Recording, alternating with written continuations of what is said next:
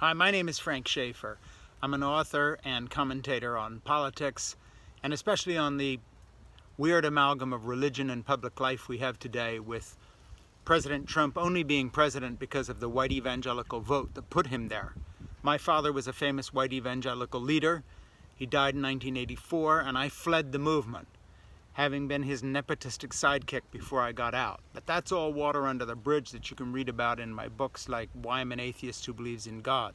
That said, it takes quite a bit to shock me in the age of Trump, but I am shocked by the apathy of the major media in dealing with the latest accusation of rape brought against this vile man who sits in the White House, who squats there, paying off porn stars and you name it.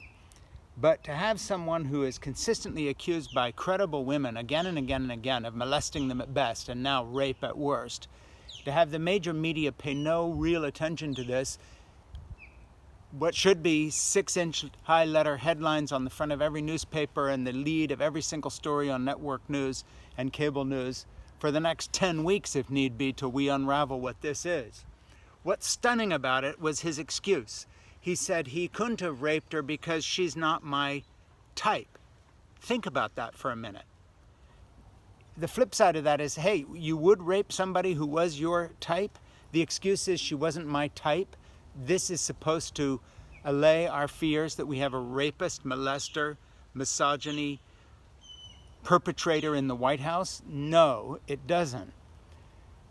The same imagery and the same news cycle that's going with this being ignored by the major media is imagery of the children not only locked in cages, but as a group of doctors and lawyers found out this week, children whose parents are already in the United States, who have family here, who are locked up in squalid conditions so bad that they are malnourished, they are ill. Children as young as 7 are being put in charge of babies and toddlers with no proper supervision. They're sleeping on concrete floors in filth-encrusted locations run by private companies, these same sort of private contractors that run our squalid prison system and profit from mass incarceration of black men and women.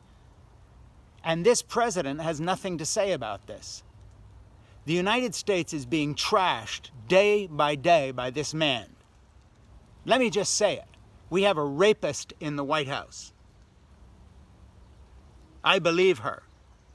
We have a man who uses cruelty against children as an incentive to stop people from coming to our country. We will take your kids and put them in vile, squalid conditions. Conditions that are so bad that some of them will die. Dear fellow Americans, this is it. If you don't rise up now with credible allegations of rape against our president, a president that puts children in squalid conditions, newborn babies taken from their mothers, toddlers taking care of toddlers, children sleeping on concrete floors, undernourished in filthy, unhealthful conditions. If this does not outrage you, then you are no longer a human being. I don't care if you're a Republican or a Democrat, this man is vile.